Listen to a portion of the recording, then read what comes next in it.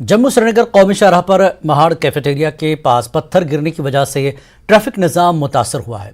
Ramban Banihal sector में हजारों की तादाद में माल बरदार गाड़ियां दरमांदा हो गई हैं। सेब से लदी गाड़ियों का सबसे ज्यादा नुकसान हो रहा है।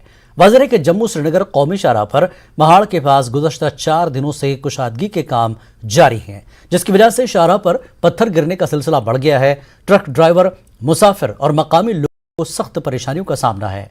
वहीं स्कूली तलबा और मुलाजमीन कई किलोमीटर पैदल सफर करने पर मजबूर हैं। एसएसपी ट्रैफिक नेशनल हाईवे के मुताबिक शाहराह पर पत्थर गिरने से ट्रैफिक की बहाली में काफी मुश्किलात पेश आ रही हैं। बहुत डिफिकल्ट है, बहुत मुश्किल हो रहा है हमको। किस वजह से?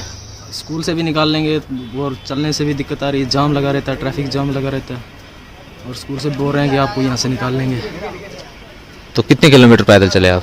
सही में 13 किलोमीटर। पीछे वाली पार्टी पीछे लाती है, बोलती भाड़ा नहीं मिलेगा। आगे वाला भी बोलता है जल्दी आओ, जल्दी। अभी कहाँ से जाएंगे? कहाँ से कहाँ ले जा रहे थे आप? ये सुपर से मैं भरा हुआ गुजरात।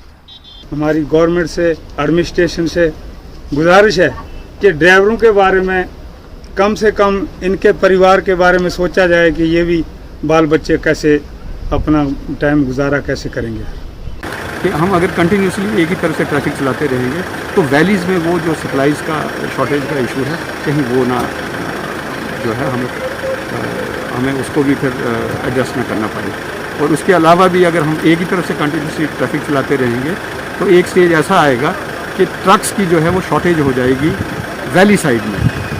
तो फिर ये प्रेशर आएगा हमें कि जी नीचे से आप ट्रक दिए, और फिर उस वक्त हमारी कैपेसिटी नहीं, क्योंकि हम किसी को रामबन जो है ट्रैफिक कंट्रोल यूनिट जो रामबन है, हम ये इस हिसाब से ये छोड़ते हैं कि ना ऊपर ट्रक्स की कमी हो और ट्रक्स जो है वो दोनों तरफ से एक बैलेंस तरीके से चलते रहे।